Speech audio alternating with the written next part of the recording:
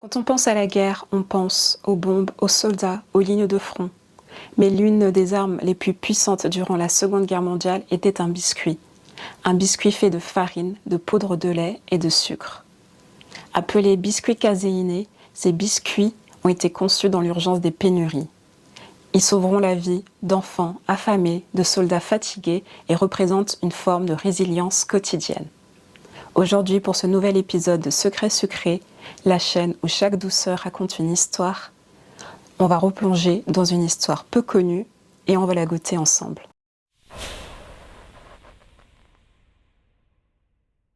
Pendant la Seconde Guerre mondiale, le quotidien devient déchirant. La population française ne reçoit parfois que 1200 à 1500 calories par jour, contre 2200 à 2500 en temps normal. Les denrées de base, lait, beurre, œufs, sucre, disparaissent peu à peu.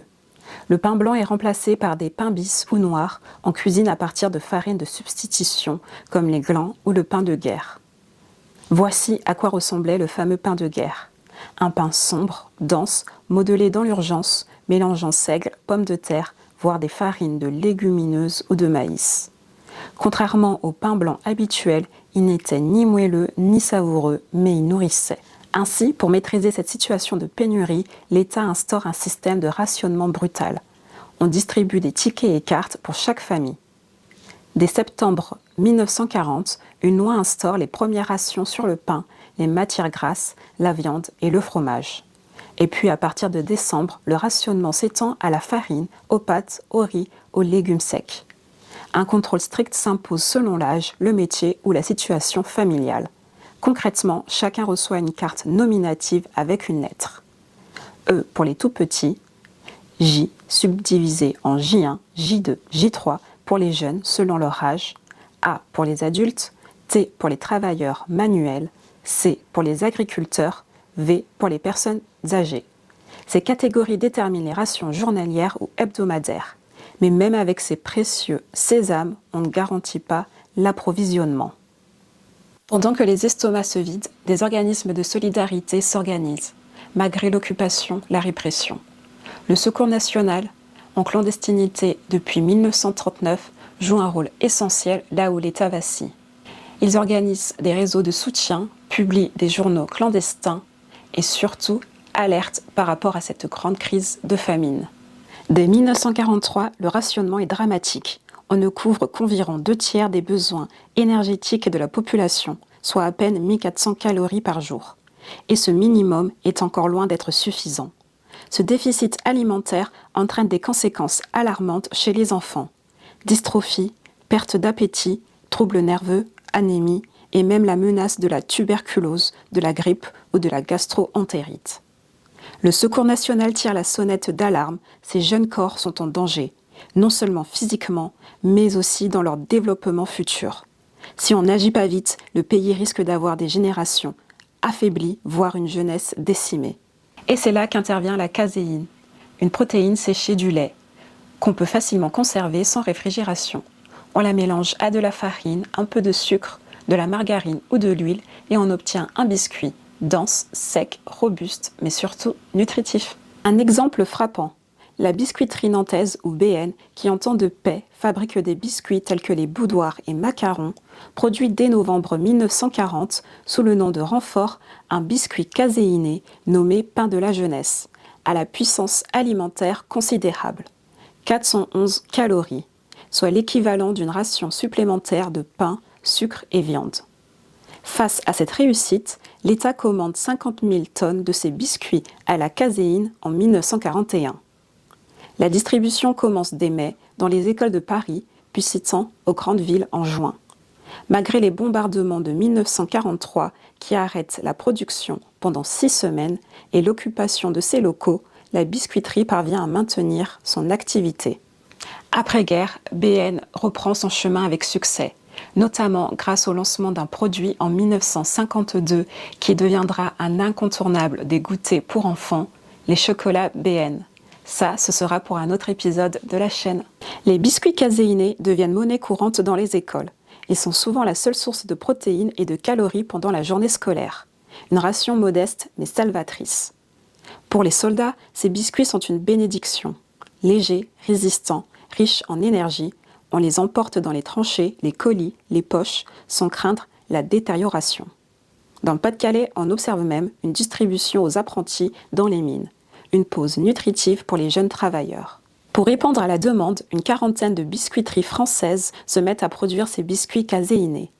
La biscuiterie nantaise, seule, en produit 1420 tonnes, soit le 5e du total. D'autres marques comme l'Alsacienne ou Belin, elles aussi spécialisées dans les biscuits, se reconvertissent pendant la guerre pour répondre aux besoins collectifs, produisant pain de guerre et biscuits caséinés pour les écoles et les prisonniers. Et c'est parti pour l'instant recette. Pas besoin d'énormément d'ingrédients pour réaliser ces biscuits caséinés. Vous aurez besoin de farine, de sucre roux, de bicarbonate alimentaire, d'huile ou margarine, de l'eau et bien sûr la poudre de lait. 40 g de sucre roux, 75 g de farine de blé, 50 g de poudre de lait écrémée ou caséine alimentaire, 2 à 3 cuillères à soupe d'eau, 30 g de margarine végétale ou graisse végétale, ou bien 5 cuillères à soupe d'huile neutre, et pour terminer, 5 g de bicarbonate alimentaire. Tout d'abord, on va commencer par mélanger les ingrédients secs. Farine, poudre de lait, sucre roux et bicarbonate alimentaire.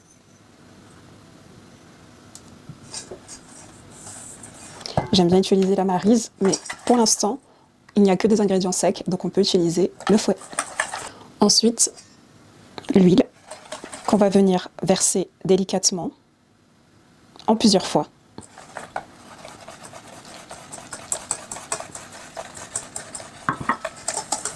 Une pâte vraiment semblable à du sable. Et on va venir rajouter un peu d'eau pour venir former une pâte bien compacte.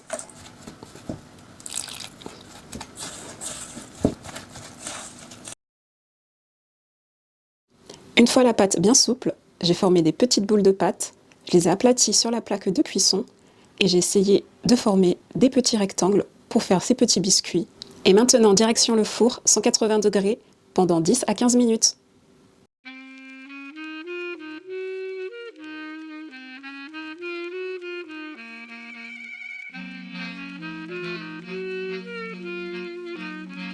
Et voilà, les biscuits caséinés sont prêts. Ce ne sont pas les biscuits les plus savoureux que j'ai pu faire, mais bon, on sent réellement que ce sont des biscuits faits pour être nutritifs, nourrissants, pas forcément savoureux.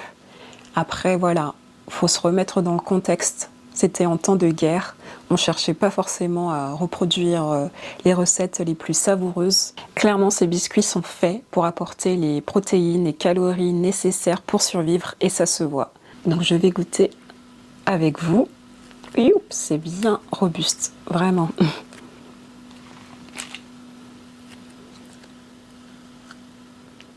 C'est pas bon ni mauvais.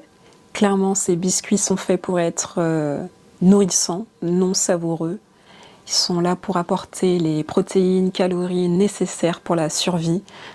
Voilà, donc ça me fait un petit peu bizarre parce que moi j'ai nettement plus l'habitude de faire de la pâtisserie pour avoir un rendu joli, que les gens se disent waouh en voyant mes pâtisseries.